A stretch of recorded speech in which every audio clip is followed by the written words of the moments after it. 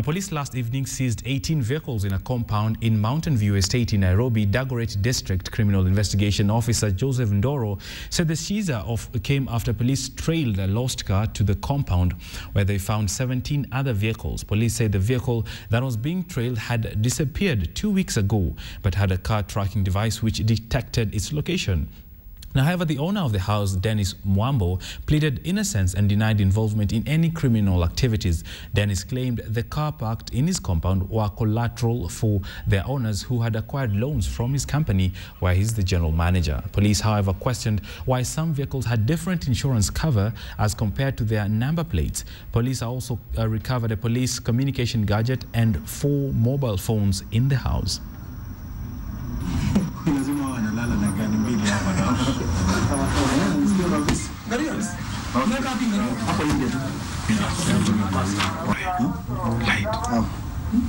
On entering the compound,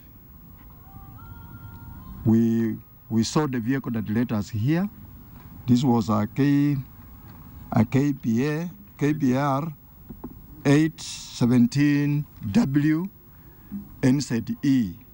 Also in the compound, we found 17 other vehicles,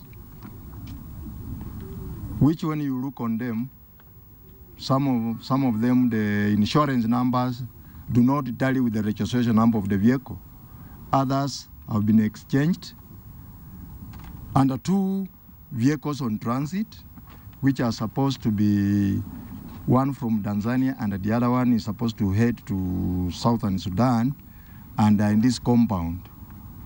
We are carrying out investigation to find out how these other vehicles came into this compound. We're keeping with police activity, and this time in Voi, where they have arrested 3 gangsters suspected to have been terrorizing residents in the town. The officers busted the 3 at their home in Sophia Estate after receiving a tip-off from the members of the public. Police suspect that the 3 are part of a 7-member gang that is behind most robberies in Voi. The suspects were found in possession of weapons like pangas, knives, and metallic rods. Stolen items like shoes, bags, perfumes, and clothes were also found in their house. Now, the 3 are set to be arraigned in court.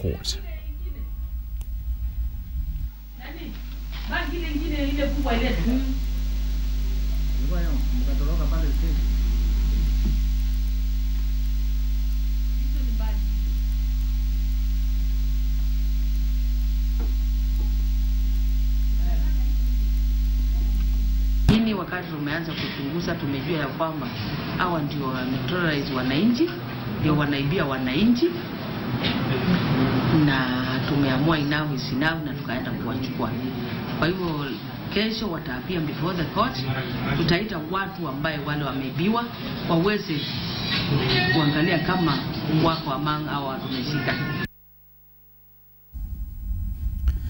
1 month after KTN aired the tribulations of gold miners in Migori's Nyatike constituency, the company at the center of the controversy has come out to defend itself amid claims that it is operating irregularly in the constituency. Now, responding to the claims in a parliamentary report that accused it of various misdeeds last year, Mid-Morning Mining Company, originally associated with former Permanent Secretary James Mathenge, has stated that all its operations are above board and produced documents to prove that. KTN's Fredo Mulo brings us the rejoinder.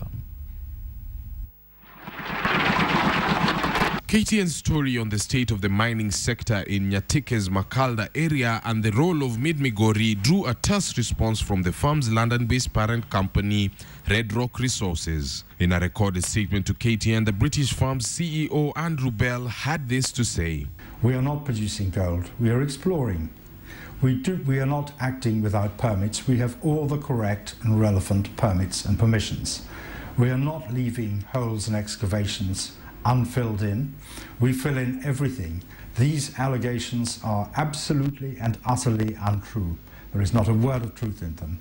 Mid-Migori officials invited KTN to its Mikei camp based in Nyatike, where it showed samples that it has collected over the last 3 years as it conducted prospecting and exploration amounting to approximately 500 million shillings. The license comes with all the requirements. that are attached on the license, all those regulation and the regulatory requirements. Mid-Migori has been doing that, like updating mines and geology every quarter on the progress of our work, and everything has been documented, and that is the reason why we are continuing to operate. The bone of contention has been claims that Mid-Migori is operating on a license that was issued to a predecessor farm in 1989 by the defunct South Nyanza County Council. Mid-Migori says Migori County Council challenged the validity of the license in court and lost, providing KTN with copies of the document to prove this. There was a court case to that effect, which was, when the judgment was made last year, it was made in our favor.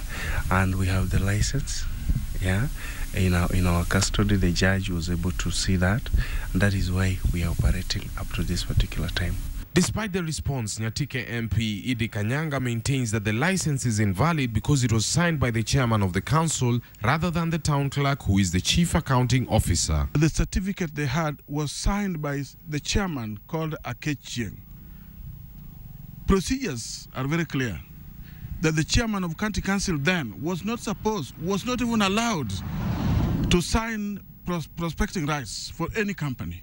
The person who has got powers to do that is the clerk of the county council of a particular county council in the Republic of Kenya. These new revelations, while the subject of a court case that Mid-Migori won, may yet stir up a new round of wrangles in the controversial Migori Gold Belt. From Migori County, I am Fredo Mulo.